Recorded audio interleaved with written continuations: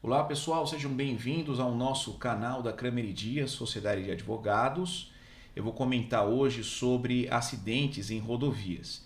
A gente sabe que tem rodovias estaduais e rodovias federais. As federais são as BRs. E geralmente os acidentes são causados pela má condição dessas rodovias ou a má sinalização delas. Bom, eu não vou adentrar aspectos do Código de Trânsito Brasileiro, nem direção defensiva ou cuidados que você tem de ter nas pistas, porque isso é outro âmbito. Eu vou falar sobre a indenização e responsabilidade dessas concessionárias e desses gestores nas rodovias.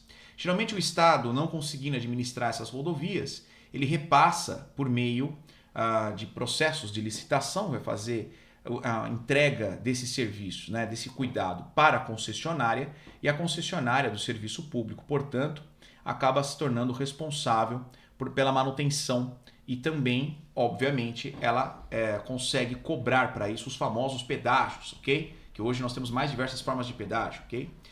Bom, qual o funcionamento disso? Como que vai funcionar essa responsabilidade? Primeiro de tudo, se essa rodovia está sobre a égide do Estado, que ele está explorando diretamente essa pista, então a responsabilidade acaba sendo do governo federal, governo estadual, e você pode processá-lo pedindo a responsabilidade objetiva, que significa que não adianta para o Estado arguir que ele tomou cuidado, que ele tomou as cautelas, que ele teve todo o aparato funcionando e que eventualmente um erro passou batido.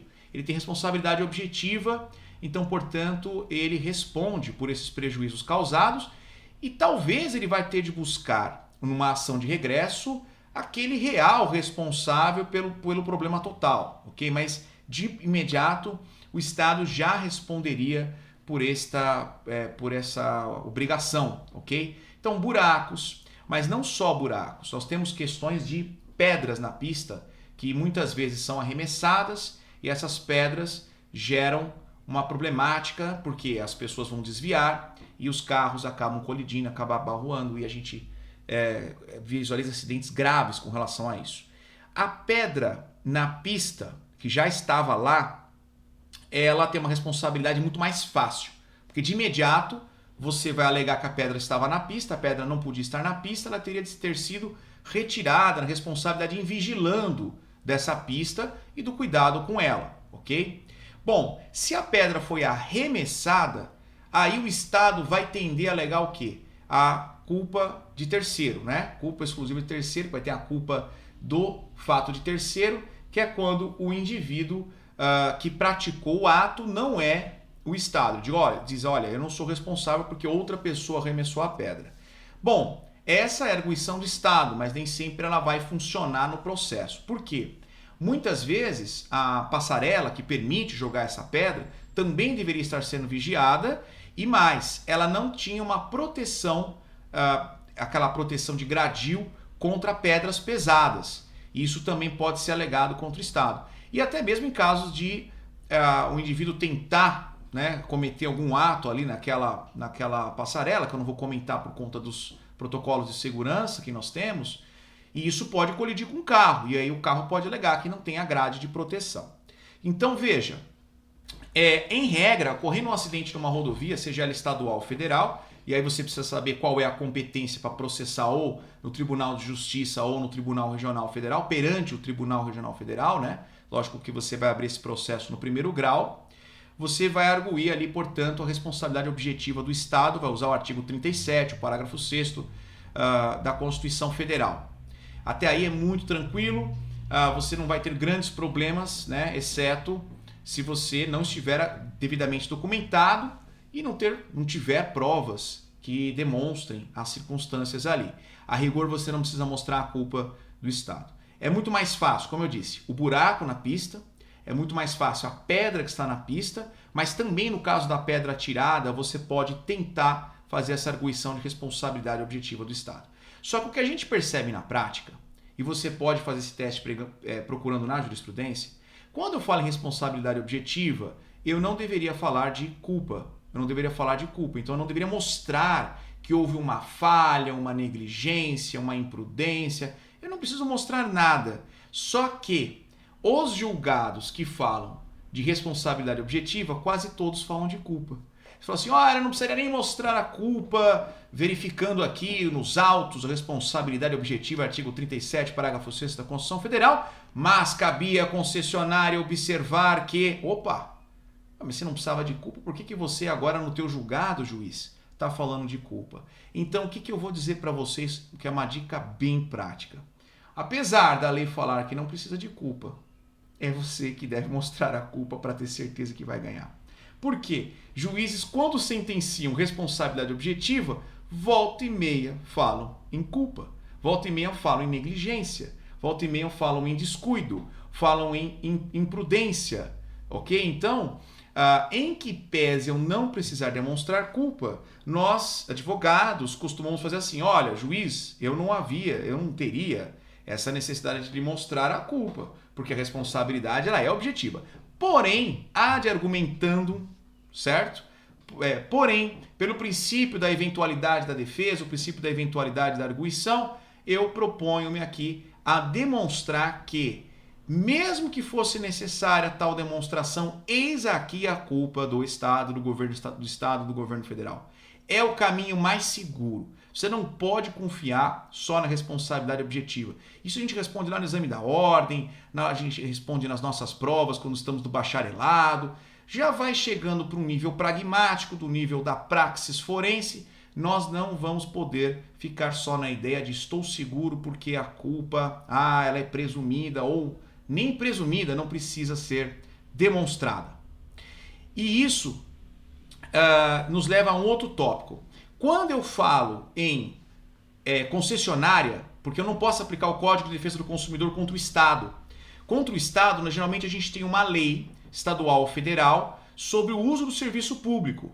Nós não vamos aplicar o Código de Defesa do Consumidor porque o Estado não é fornecedor. A função do Estado não é fornecer. Tá? Ela tem um outro princípio. Eu poderia discutir aqui o princípio do Estado, qual é o princípio do Estado, até entrar na filosofia hegleriana do que é o Estado. Não vamos fazer isso. Mas o que eu digo é, o Estado ele tem por princípio não ser um fornecedor e não explorar uma atividade econômica.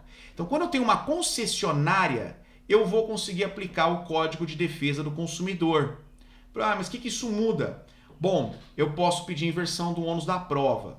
A rigor, o Estado, apesar de eu ter uma responsabilidade objetiva, o Estado tem uma presunção de legitimidade dos seus atos administrativos, isso pode descompensar um pouco as vantagens dessa responsabilidade objetiva. Então, recomendo muito que, se houver o caso de uma concessionária, você vai abrir esse processo na Justiça Estadual, porque você vai arguir um serviço comum contra a Justiça Estadual, e se houver uma rodovia que não está com concessionária, você vai analisar se é a Justiça Federal ou se é a Justiça Estadual para verificar qual é a competência daquela rodovia.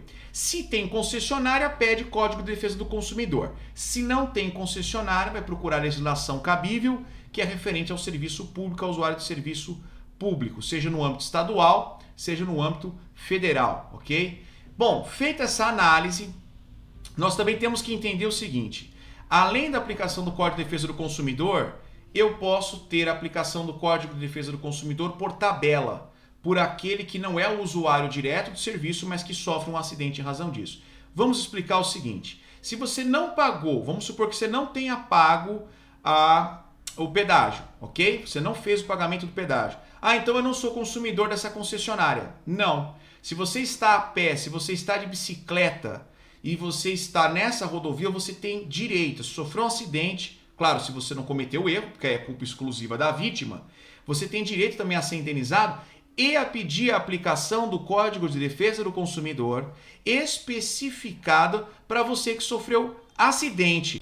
Então, uma vez que você tem a aplicação do Código de Defesa do Consumidor, seja você vítima de um acidente, seja você aquele que faz uso direto do serviço ali da concessionária, você pode pedir a aplicação do Código de Defesa do Consumidor. Então, nós recomendamos sempre o uso disso. Você, dependendo do prejuízo, pode buscar o Juizado Especial Civil, lá de 9.099, pode procurar um advogado no Juizado Especial Civil, pode ir sem advogado no Juizado Especial Civil também. Nós geralmente recomendamos a presença de um advogado para evitar aí alguns subterfúgios utilizados pelas partes que começam a se aproveitar do desconhecimento jurídico das outras partes para poder ajustar de maneira indevida e ilícita certas questões processuais. Mas é possível, até 20 salários mínimos sem advogado, até 40 salários mínimos com advogado. Se você contratar um advogado, geralmente ele vai optar pela justiça comum, porque ele tem lá uma ampla produção probatória, possibilidade de perícia e tudo mais, ok? Mas não, aí é ele que vai analisar caso a caso. Seu caso pode ser necessário uma perícia e aí nós vamos precisar sair do pequenas causas. Exemplo disso é se você teve uma lesão muito grave, uma lesão médica que vai ter de se passar por uma apuração de uma limitação de capacidade de andar, uma perda de visão, tudo isso vai passar por perícia, convém que você promova a ação onde é possível a prova pericial. Se você gostou do canal, se você gostou do nosso vídeo, se você gostou da nossa apresentação, pode deixar o seu like, pode se inscrever, deixar aqui o seu comentário, sua dúvida. A gente pode trazer aí vídeos baseados nas suas sugestões. Forte abraço para vocês e tchau, tchau, até a próxima.